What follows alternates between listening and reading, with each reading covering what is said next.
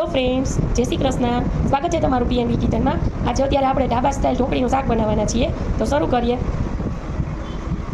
સૌપ્રથમ એક કઢાઈમાં 1 ચમચી જેટલું તેલ લેશું. ગેસ ઓન કરીએ.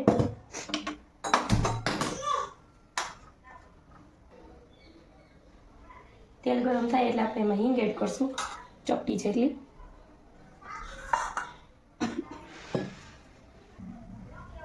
હવે આપણે આમાં 2 ગ્લાસ જેટલો પાણીનો વઘાર કરશું. હવે બધા મસાલા એડ કરીએ. સ્વાદ પ્રમાણે નિમક,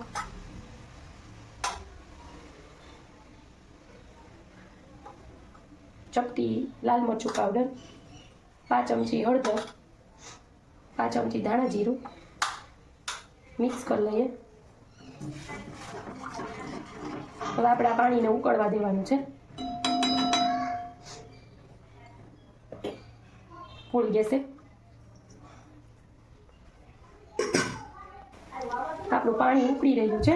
હવે આપણે એમાં ધીમે ધીમે લોટ એડ કરશું અને મિક્સ કરવાનું છે, હલાવવાનું છે. એક જ રાખવાનું છે, એક જ સાઈડ હલાવવાનું છે. આ રીતે વેલણથી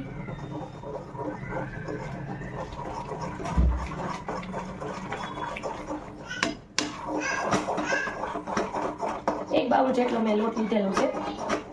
બધું સરસ રીતે આપણે એકદમ ઢોકળીને હલાવી લઈએ. ફ્રેન્ડ્સ, આપણું ઢોકળીનું ખીચું રેડી છે. હવે આપણે એને એક ગ્રીસ કરેલી પ્લેટમાં લઈ લેવાનું છે. જે મેં પહેલેથી એક પ્લેટમાં ઓઇલ લગાવી દીધું છે. હવે આપણે આમાં એને એડ કરશું ઢોકળીને. ફ્રેન્ડ્સ, આપણી ઢોકળી રેડી છે. આ રીતે આપણે એને પ્લેટમાં લઈ લેવાની છે. હવે આપણે આને 10 થી 15 મિનિટ માટે ઠંડી કરવા દઈશું. પછી એના નાના નાના પીસ કરશું. આપણે આ રીતે ઢોકળીને કટ કરી લીધી છે, નાની નાની. આ રીતે આપણે કટ કરીને હવે આપણે એનો વઘાર કરશું. હવે સૌપ્રથમ આપણે 3 મોટા ચમચા જેટલું તેલ લેવાનું છે. તેલ ગરમ થાય એટલે આપણે એમાં અડધી ચમચી જેટલી રાઈ એડ કરશું. 5 ચમચી જેટલું જીરું, 5 ચમચી હિંગ એડ કરશું. 1 ચમચી જેટલું લસણ એડ કરવાનું છે. ત્યારબાદ આપણે 3 નંગ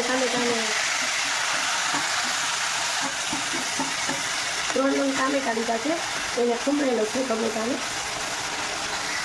આને બરાબર મિક્સ કરી લઈએ. હવે બધા મસાલા એડ કરીએ. સ્વાદ પ્રમાણે નિમક. ઢોકળીમાં છે એટલે આપણે ગ્રેવી પૂરતું એડ કરશું. લાલ મરચું તમે ટેસ્ટ પ્રમાણે લેવાનું છે. હું અત્યારે 2 ચમચી જેટલું લઉં છું. અડધી ચમચી હળદર,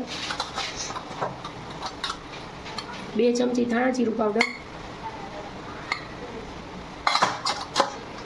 અડધી ચમચી ગરમ મસાલો,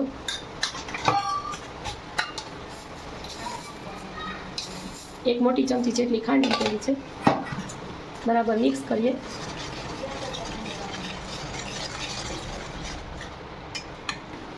આપણે આમાં 1 વાટકો જેટલી છાશ લીધેલી છે. એમાં આપણે 2-3 ઢોકળીને હાથેથી ક્રશ કરીને એડ કરેલી છે, એ આપણે એડ કરશું. મિક્સ કરીએ.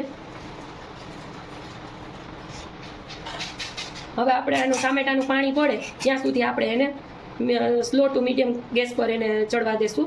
તેલ ઉપર આવી જશે આપણું. આપણે આને ઢાંકીને તેલ છૂટું પડે ત્યાં સુધી એને થવા દેશું ગ્રેવીને આપણી. આપણે ચેક કરી લઈએ. 10 મિનિટ થઈ ગઈ છે. ગ્રેવી સરસ રીતે થઈ ગઈ છે, જોઈ શકો છો તમે.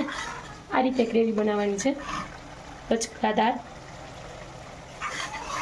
હવે આપણે આમાં આપણી ઢોકળી એડ કરશું. મિક્સ કરીએ.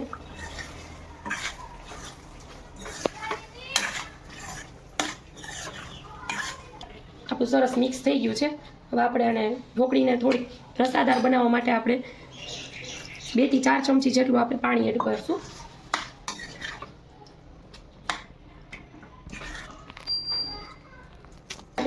ઢાંકીને રહેવા દેવાનું છે, જેથી કરીને આપણી ઢોકળી છે એ સરસ એબ્ઝોર્બ થઈ જશે, રસાદાર બની જશે આપણું શાક.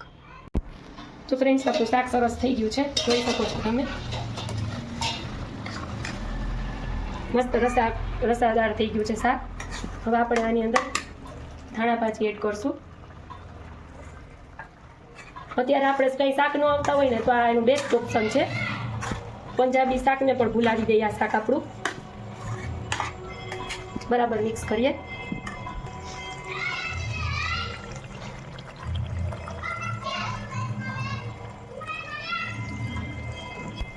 આપણું શાક રેડી છે. હવે આપણે આને પરોઠા રોટલી એને રોટલા સાથે સર્વ કરી શકીએ છીએ. તો સર્વ કરીએ આપણે.